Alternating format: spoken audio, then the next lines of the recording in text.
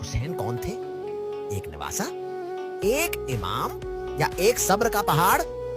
وہ جانتے تھے کہ کربلا میں موت ہے، لیکن پھر بھی وہ وہاں گئے۔ کیوں؟ کیونکہ دین بچانا تھا۔ ظلم کے سامنے جھکنا اگر آسان ہوتا تو علی کا بیٹا کبھی سجدے میں سر نہ کٹواتا۔ کربلا میں صرف تلواریں نہیں چلے، ماں کی دعائیں، بہن کی آہیں اور معصوم بچوں کی سسکیاں قربان ہوئے۔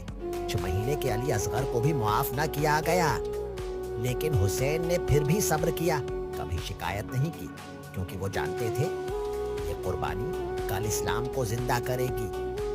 حسین ہارے نہیں تھے، وہ تو کربلا میں جیت گئے تھے۔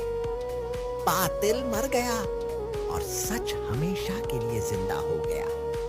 سلام ہے آپ پر یا حسین، آپ نے سجدہ کر کے ہمیں جھکنے کا سلیقہ سکھا دیا۔